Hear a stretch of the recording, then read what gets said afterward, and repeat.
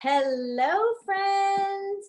It is Wednesday and it is 1 p.m. Eastern Standard Time, and we're going to meet today and we're going to talk about 6 steps to living a rich life. Now, these are just a compilation of what I have learned along this journey while coaching and mentoring with Robert Hollis, Melody Riva.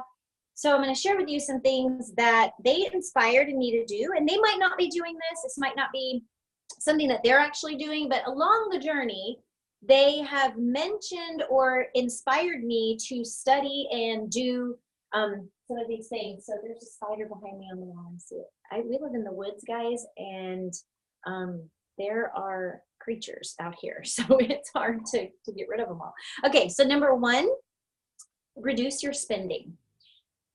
I know you probably think, well, I don't overspend. I'm not an overspender. I don't do that. But here's the deal. A lot of times we spend money on so many little things that we don't realize in time how we're just, flailing our money out there and buying on impulse, and we're not really being a conscious consumer. So what I do now is I always have a list when I go to the store, whether it's a grocery store, whether it's Home Depot, whatever store I'm going to. I know what I need and I know what I'm going for, and I work on not getting distracted by other things, especially all the things at the counter. Okay, so stop spending so much unplanned things, right? Okay, so number 2 is sell things. So as I've gone through this process and this journey, I've been inspired to just get rid of things, and that's been part of my journey in releasing the old and not living in my past anymore. So now what happens when I see things that I might have one day would have saved or collected, now I look at the value and I'm like, what value does this item give to my life? Is it bringing value to my life, or is it bringing me down in some way, or distracting me, or just taking up space? Because our physical things are absolutely related to our emotional things within us. So as we begin to let go of physical things, especially if you are a collector and you do like buying things and you like having stuff on the shelf and decorations and that kind of stuff, I am that person. So it's been a journey for me to minimalize and to reduce the amount of stuff. And I have noticed that emotionally and mentally, I have pops and paradigm shifts as I'm reducing and removing my stuff from my house and our storage and our garage. And I mean, I've been watching videos on TEDx videos on selling your stuff and just living it while traveling. And that's our family goal. And that's what we're actually working towards. So removing and releasing stuff is getting us closer to our nationwide family trip. So I'm super excited about that. We're shopping for an RV.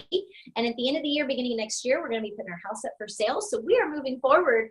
And minimalizing has been a big part of that, being able to get us to that next step. Okay, so number 3 is live for the experience. So make sure that every day of your life that you are not focusing and waiting too much on tomorrow and on the goals that are ahead of you, on what's to come. Make sure you're focusing on the experience. Make sure you're enjoying the everyday and the now. Because they're really, it's important to have goals, and it's important to have that map for our life moving forward, but it is so vitally important to remember to live in the now, because our moments right now today is the only thing that is guaranteed and for sure, and is our divine plan for our life. Literally, whatever we are living right now in this moment is our divine plan for our life. So becoming conscious and aware of that, and enjoying the now and feeling good right now, even if you're in a place where you don't want to be or don't want to continue staying, feeling good right now will help you get to that next step. Okay, so enjoy today, live in the experience. Eat, sleep, breathe, and drink clean. Just remove toxins, basically. I mean, if we really only ate whole foods and vegetables and alive things, reduce meat if you haven't already. Go for seafoods and fish and plant proteins. They're so good for your body. They really do allow us to experience a richness in our well-being. So if you need a course, there is a wellness course in the files section, Science of Being Well, and I talk some in there about detoxing and living a clean life and how that does affect and help us to live a richer life. Because let's face it, if we're hurting and feeling like crap all day, we're not going to be enjoying and living a truly rich life. We're going to be complaining and living in our woes, right? So the better we feel, the richer we are living on a daily basis. Okay, so that was 4. 5, find financial freedom. Find your financial freedom. And here's my definition of financial freedom.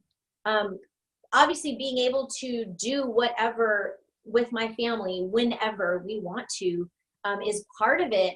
And a big piece of it is not making decisions based on money. If I'm making a decision based on the value of based on a dollar sign, then I am not being a conscious mom, a conscious consumer.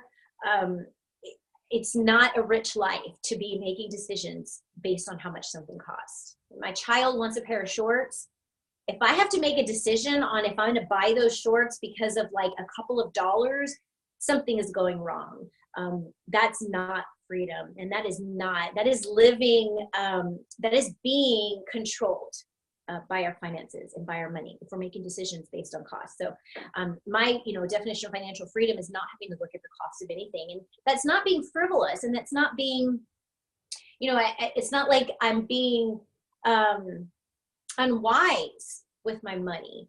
The deal is just not having to look at that and getting to make decisions on purchasing things based on the quality and what it's going to give to my life or our lives, or what benefits we're going to receive from it, and not the cost whatsoever. Okay, the last thing, number 6, the most important: do what you love. Do more of what you love, again, because it's going to make you feel good, and it's going to give you that richness in your life that you need to experience today.